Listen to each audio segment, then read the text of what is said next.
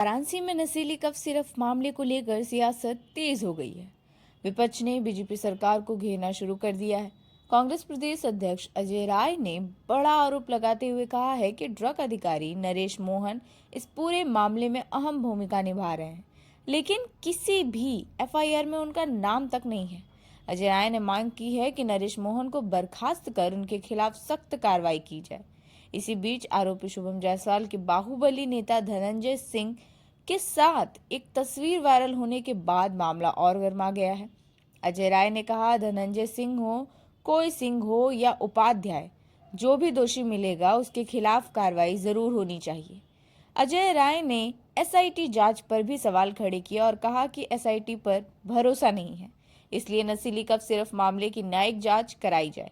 अयोध्या में आयोजित ध्वजारोहण कार्यक्रम में रामभद्राचार्य जी की अनुपस्थिति पर अजय राय ने कहा कि यह कोई बड़ी बात नहीं, लेकिन चारों शंकराचार्य का मौजूद न होना जरूर गंभीर है।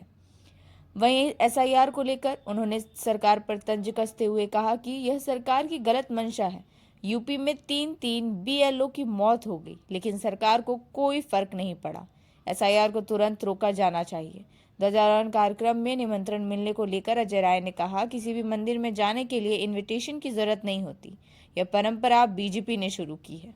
जांच होनी चाहिए और तत्काल इसको बर्खास्त किया जाए और इससे पूरी इसकी इंक्वायरी होनी चाहिए। मैं ये मांग करता हूं, अगर जीरो टॉलरेंस है योगी जी में, तो तत्काल इस पे कार्रवाई करें। और मेरे पास 3 एफआईआर की कॉपी है। एक एफआईआर की कॉपी है 15 नवंबर की। ये 15 नवंबर की कॉपी की एक मेरे पास कॉपी है एफआईआर की, जिसमें 28 लोग नामजद होते हैं। ये भोला प्रसाद एक है, पिता का नाम रामदयाल प्रसाद, दूसरे शुभम जायसवाल, पिता का नाम भोला प्रसाद।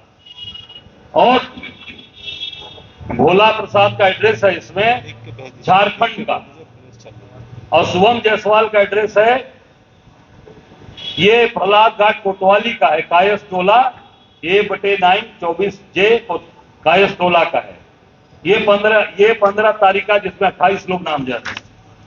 दूसरी एफआईआर 29 तारीख को है, 19 तारीख की, जो जिसमें ये माल मिला यहाँ के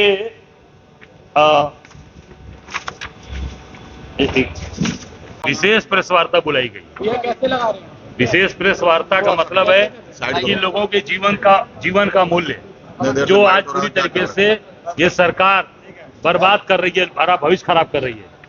आज कफ सिरप, जो जहरीली कफ सिरप पूरे बनारस के अंदर इसका रैकेट पूरे कई प्रदेशों में है, बाहर तक विदेशों तक है। ये साबित कर रहा है कि प्रधानमंत्री के संसदीय क्षेत्र में अब तबाही की तरफ जा रहा है। जो व्यक्ति एक बार नाम उसके एफआईआर के होते हैं 15 तारीख को, उसमें पूरे उसके पिता का नाम और पूरा पता आता है।